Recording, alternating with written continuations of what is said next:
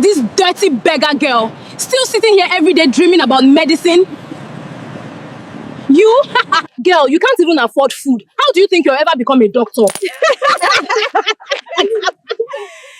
Look at this dirty beggar girl.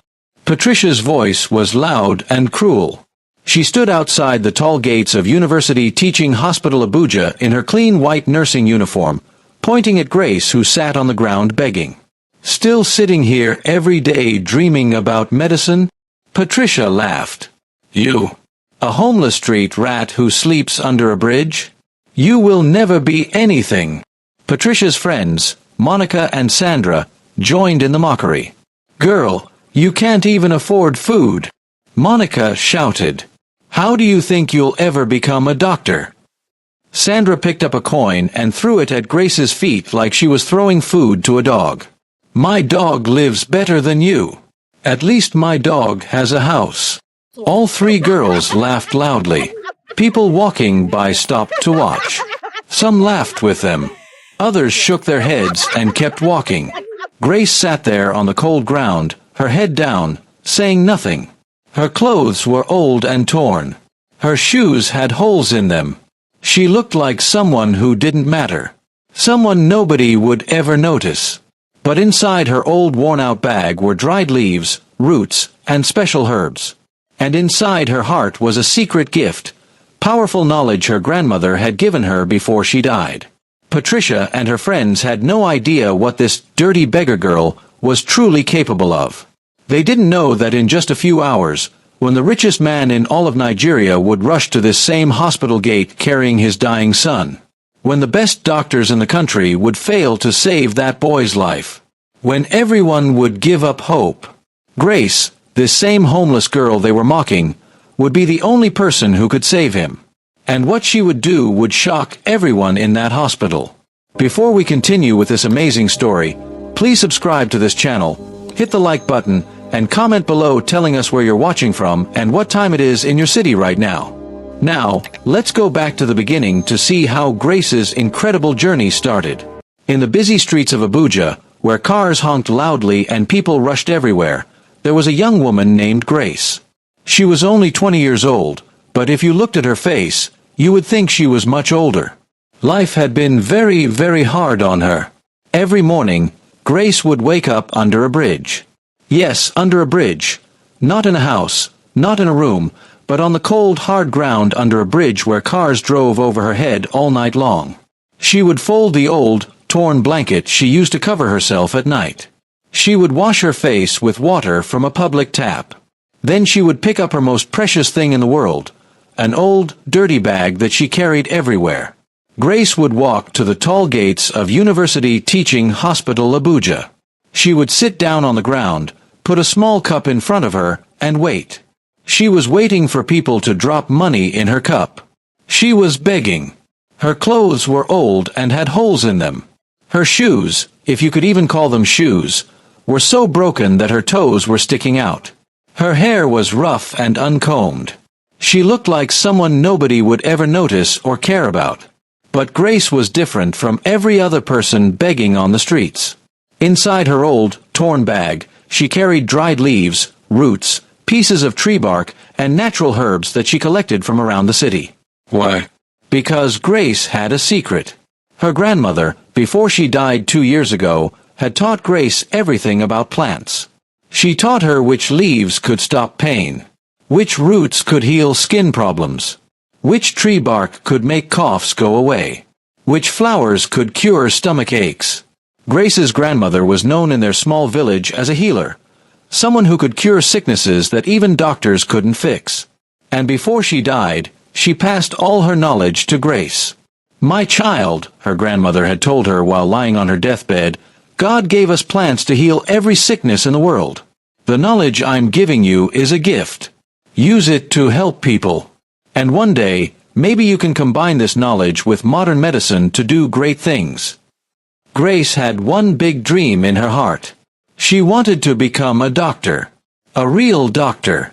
She wanted to learn everything about medicine, both the old ways her grandmother taught her and the new ways that they taught in hospitals.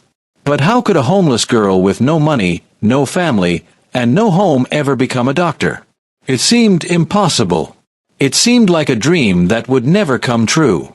Still, Grace would not give up on her dream.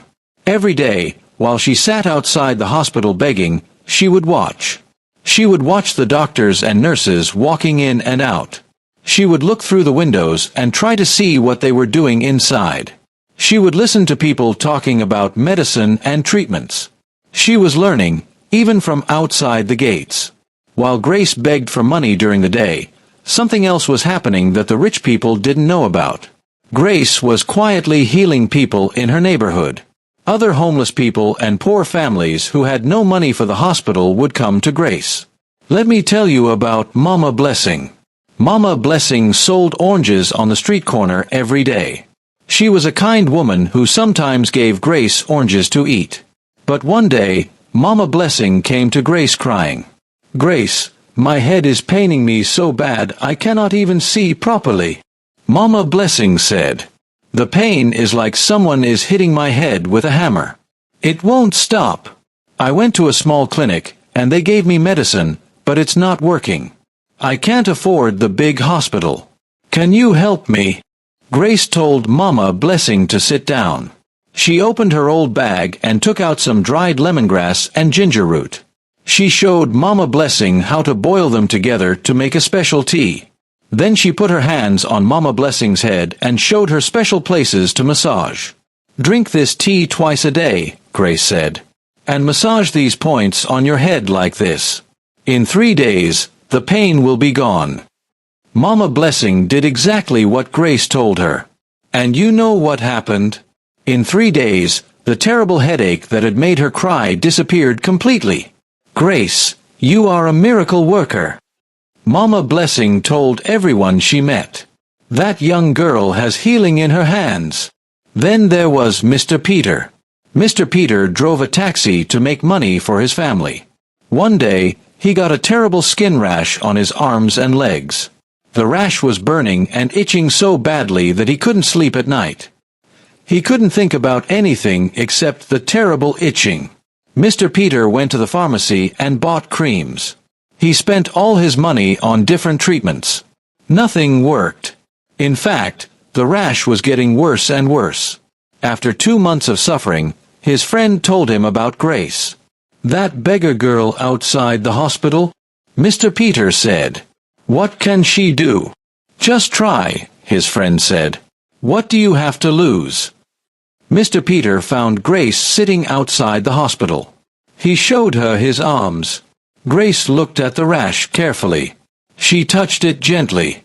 Then she nodded her head. "I can fix this," she said. She went to a tree nearby and pulled off some fresh neem leaves.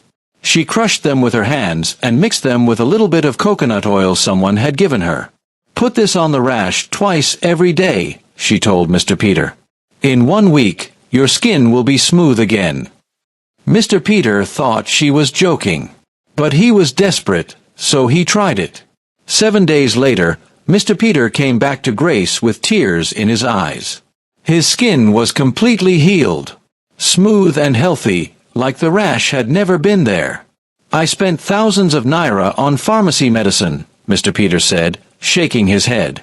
"And you fixed me with leaves from a tree. Grace, you are amazing." And then there was Little Joy. Little Joy was only 6 years old. She had a cough that wouldn't stop. Every night, the poor child would cough until her mother was scared. She thought her daughter might die from all the coughing. Joy's mother tried cough syrup from the pharmacy. It would work for a few hours, but then the cough would come back even worse. Someone told Joy's mother about Grace. At first, she didn't believe it. But she was so worried about her daughter that she was willing to try anything. Grace boiled honey with fresh ginger and a special bark from a tree. She gave it to Joy's mother with very careful instructions about how much to give the child and when. After just 2 days, Little Joy stopped coughing completely. She could finally sleep peacefully through the whole night. "Auntie Grace is magic," Little Joy would tell everyone with a big, happy smile. Grace had healed so many people in the poor neighborhoods. People with stomach problems, people with fevers, people with infections, people with pains. She helped them all. But here's the sad thing. Nobody important ever noticed. The people Grace helped had no money to pay her. They could only say, "Thank you," and "God bless you." Sometimes they would bring her a little bit of food or give her an old blanket. That was all they could afford. She never asked for payment. She was just happy to help people feel better, just like her grandmother had done. But the rich people, the doctors, the nurses, the important people walking into university teaching hospital every day, they never paid attention to these small miracles happening right outside their gate. To them, Grace was just another dirty beggar on the street. Someone to ignore. Someone to look down on. Someone who didn't matter. They had no idea what Grace could really do. Every single day, nursing students from the university teaching hospital would walk past Grace to go to their classes. These students wore clean, beautiful white uniforms. They carried expensive bags and the latest phones. They had money, they had education, they had everything. And many of them were very, very cruel to Grace. The worst one was a girl named Patricia. Patricia came from a very rich family. Her father was a big businessman. Her mother was a lawyer. Patricia had a car, expensive clothes, expensive jewelry. She had everything money could buy. She was studying to become a nurse at the hospital. But Patricia had something ugly inside her heart. She was mean. She was cruel. She loved to make other people feel small so she could feel big. Every day when Patricia saw Grace, she would say terrible things loud enough for everyone to hear. "Look at this dirty beggar girl," Patricia would shout. "Sitting here every day dreaming about medicine. You think you can be a doctor? You're a street rat who smells like garbage. You will never be anything." Patricia's friends, Monica and Sandra, would laugh along with her. They thought it was funny to make fun of Grace. One day, Patricia saw Mama Blessing giving Grace some oranges as a thank you for curing her headaches. Patricia laughed so hard she was almost crying. "Oh my God! This is too funny. This beggar girl is playing doctor with dirty leaves and roots. You think your village witchcraft is medicine? Real medicine happens inside this hospital with real doctors, not on the dirty street with your nonsense herbs." Sandra would sometimes throw coins at Grace's feet just to watch her pick them up.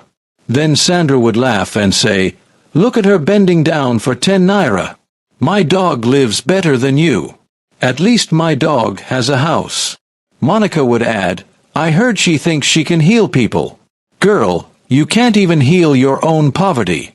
How can you heal anyone else?" These words hurt Grace deeply.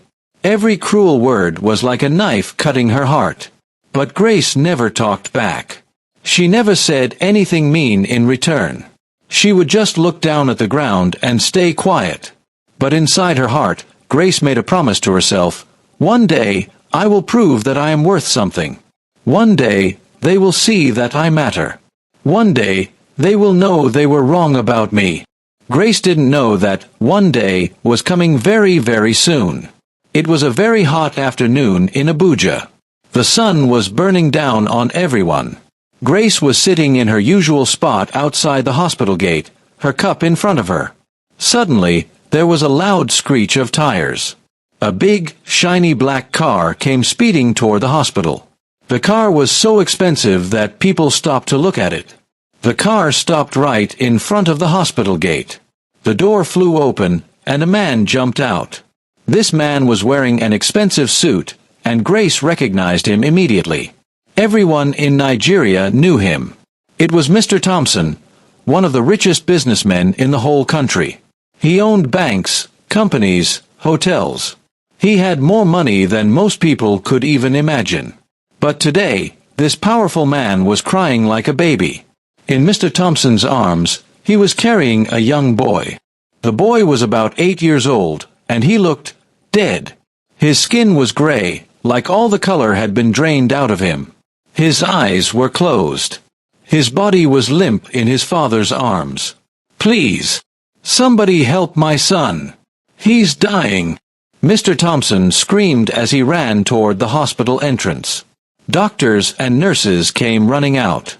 They quickly took the boy from Mr. Thompson's arms and rushed him into the emergency room. Everyone was running and shouting.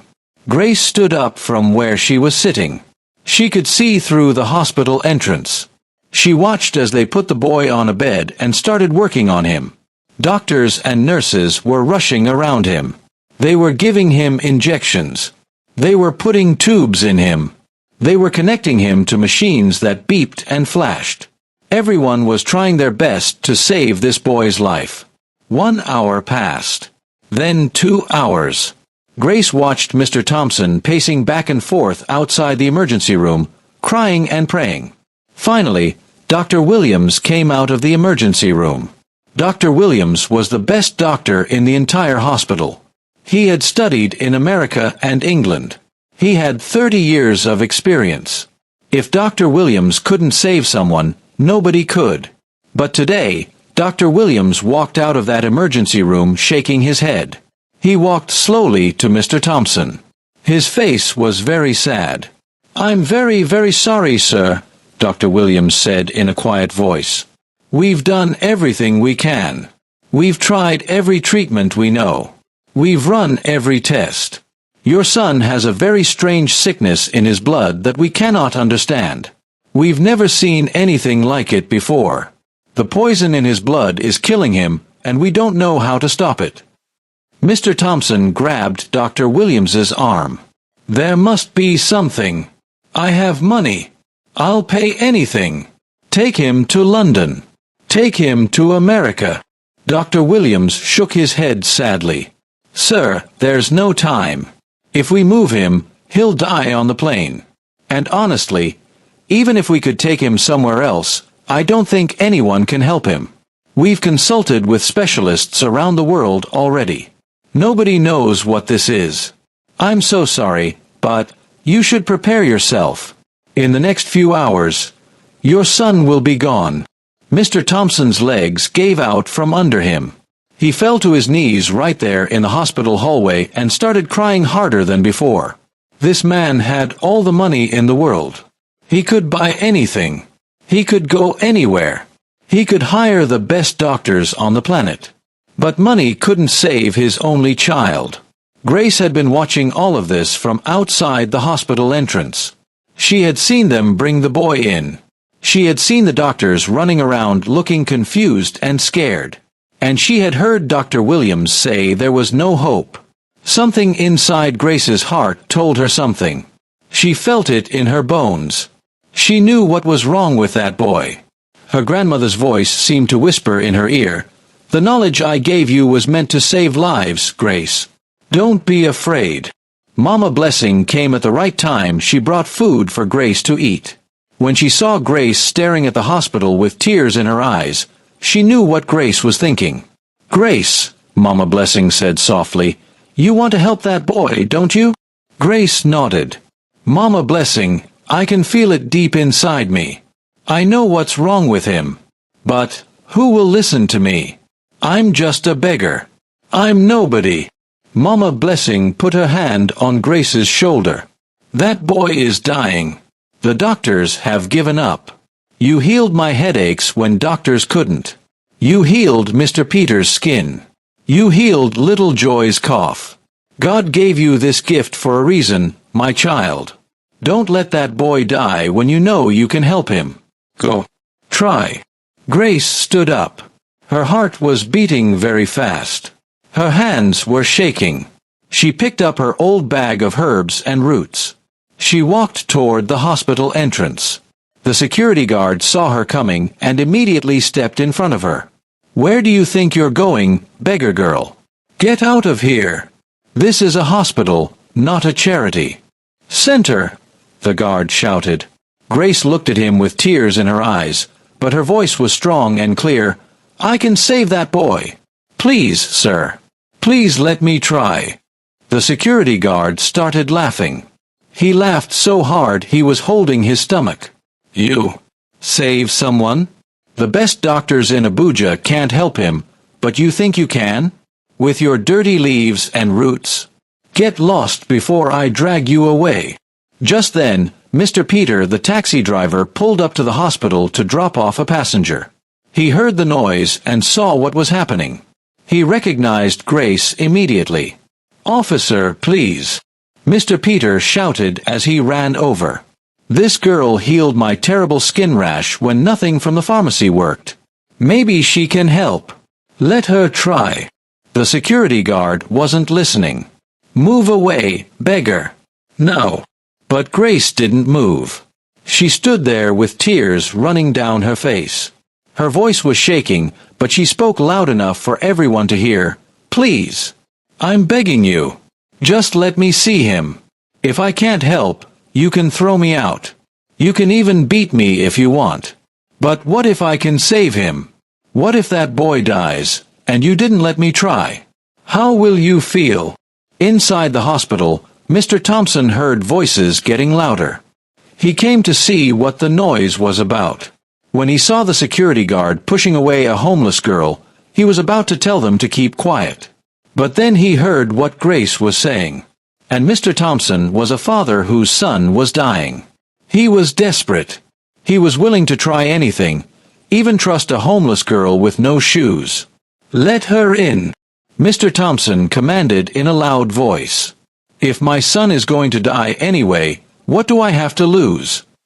The security guard moved aside immediately. Grace walked into the hospital for the very first time in her life. Grace walked through the hospital hallways. Every doctor and nurse stopped what they were doing and stared at her. They had never seen a homeless person walk into their clean hospital before. The smell of her old clothes, the holes in her shoes, her uncombed hair. She looked so out of place. When Grace walked into the emergency room where the dying boy was lying, all the doctors and nurses looked at her like she was completely crazy. And then Patricia saw her. Patricia had been watching all the drama from inside the hospital. When she saw Grace walking into the emergency room, she started laughing so loud that everyone turned to look at her. "Oh, this is too funny," Patricia shouted, holding her stomach from laughing. "The beggar girl thinks she's a doctor now. Sir, please don't let this dirty girl touch your son. She probably has diseases. She'll make him worse." Patricia's friends Monica and Sandra were laughing too. "She plays with leaves and roots on the street and tricks poor, uneducated people. Sir, this is a real hospital with real medicine, not a village witch doctor place." But Mr. Thompson didn't care what anyone thought. He looked at all the doctors and nurses with angry eyes. "Everyone be quiet and let her work. My son is dying. If any of you could save him, he would already be saved. So everybody shut up and let her try." The room went silent. Grace walked slowly to the bed where the boy, David, was lying. She looked at his gray skin. She felt his pulse. It was very weak. She smelled his breath. She looked at his eyes. Then she opened her old, dirty bag and started taking out her dried leaves and roots. Dr. Williams was watching her very carefully. This girl looked like she knew what she was doing, even though she was dressed like a beggar. "Young lady," Dr. Williams said, "do you actually know what's wrong with this boy?" Grace nodded. Her voice was calm and confident. "Yes, sir. This boy doesn't have a normal sickness. He was bitten by a special type of spider 3 days ago. The poison is spreading through his blood. Your hospital machines can't detect it because it's natural poison from nature, not chemical poison. But I can fix it." Dr. Williams looked shocked. His mouth fell open. "How could you possibly know about a spider bite? We examined every inch of his body. We found no marks. We found nothing." Grace pointed to a tiny spot on David's neck that everyone had missed. It was so small you could barely see it. "The mark is right there, sir. Very small, but it's there." Dr. Williams looked closer. He put on his glasses and looked even more carefully. And he saw it. She was right. There was a tiny mark there, so small that all their tests and examinations had missed it completely. Dr. Williams couldn't believe his eyes. "How did you?" But Grace was already working.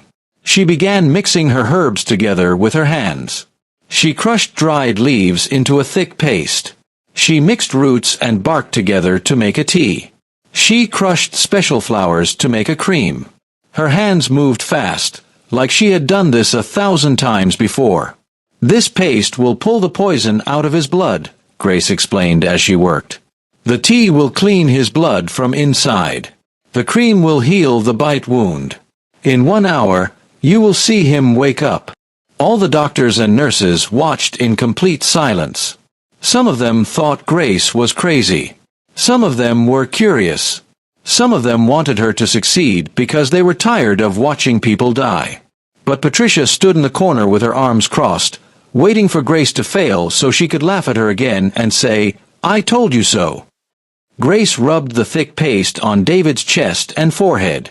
She carefully poured small drops of the herb tea into his mouth, even though he was unconscious. Then she rubbed the cream on the tiny bite mark on his neck. Then she sat down and waited. Everyone in the room was holding their breath. 15 minutes passed. Nothing happened. Patricia started laughing again. "I told you. This stupid girl doesn't know anything. She's wasting everyone's time. Security, throw her out right now." But Mr. Thompson raised his hand. His voice was firm. "We wait 1 hour. That's what she said. We wait 1 hour." 30 minutes passed. And then, David's fingers started to move. Just a little bit. But they moved. Dr. Williams rushed to the bedside to check David's pulse. His eyes went wide. His heartbeat. "It's getting stronger." 45 minutes passed. Color started coming back to David's face. His skin, which had been gray and lifeless, slowly started turning back to a normal, healthy color. Patricia stopped laughing. She was staring at David with her mouth open. Exactly 1 hour after Grace gave him the treatment, David opened his eyes. "Dad," David said in a weak voice. "Dad, where am I? What happened?" The whole emergency room exploded with noise. Mr. Thompson screamed with joy and hugged his son tightly. Tears were pouring down his face like a river. "You're alive. My son, you're alive. You came back to me." All the doctors and nurses stood there with their mouths hanging open. They couldn't believe what they had just seen.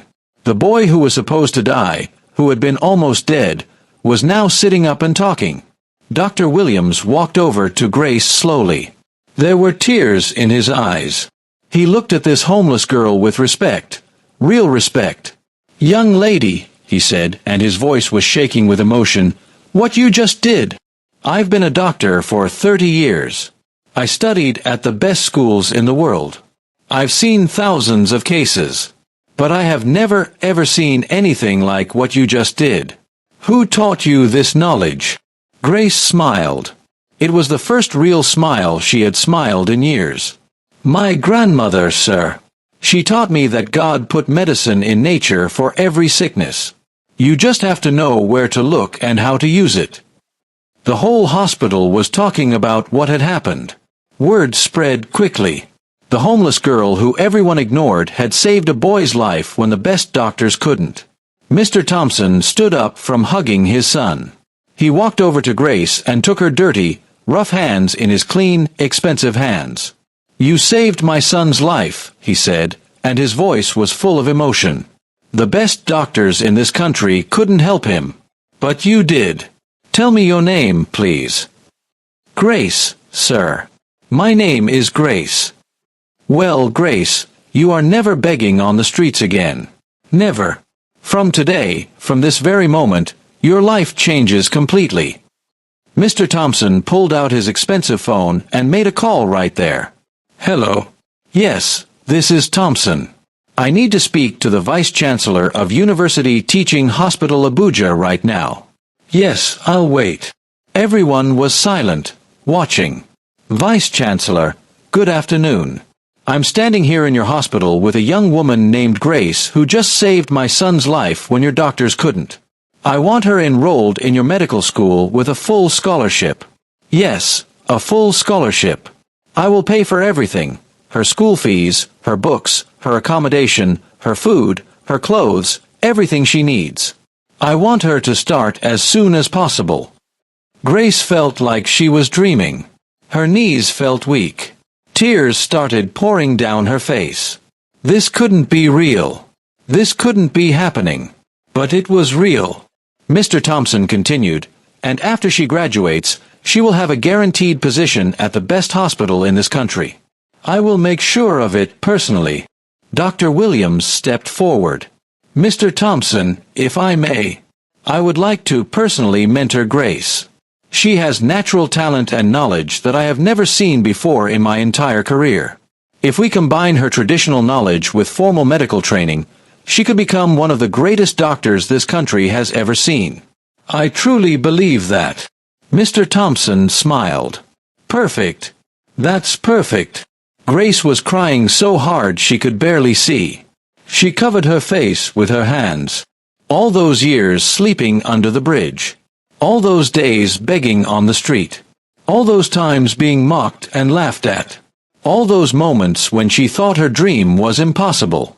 It was all worth it for this moment. Patricia stood in the corner of the room. Her face was red with shame. All her friends had stepped away from her. Everyone in the hospital was now looking at Patricia like she was the terrible person, because she was. All those cruel things she had said to Grace. All those times she had laughed and mocked her. All those moments she had made Grace feel worthless. And now, Grace, the dirty beggar, was going to become a doctor. A student at the hospital. Someone important. Grace turned and looked at Patricia. Everyone in the room watched to see what would happen. Everyone expected Grace to say something mean to Patricia. To embarrass her. To make her feel as small as Patricia had made Grace feel. But Grace just said softly, with kindness in her voice, I forgive you, Patricia. I hope you learn from this. A person's worth is not measured by their clothes or their money. It's measured by their heart and what they can do to help others. Patricia had no words. For the first time in her life, she felt truly ashamed of who she was. She walked out of the room with tears in her eyes, finally understanding how cruel and wrong she had been. That night, Grace didn't sleep under the bridge. Mr. Thompson took her to a beautiful hotel and got her a room. For the first time in 2 years, Grace slept in a real bed, under a warm, clean blanket. If you enjoyed this amazing story of how Grace went from being mocked as a homeless beggar to becoming a respected doctor, please subscribe to this channel, hit that like button, and comment below telling us what lesson you learned from Grace's story. Turn on notifications so you never miss another inspiring story like this one. Thank you for watching, and remember, never judge people by how they look or where they come from. Everyone has value, and everyone has something special to offer to the world.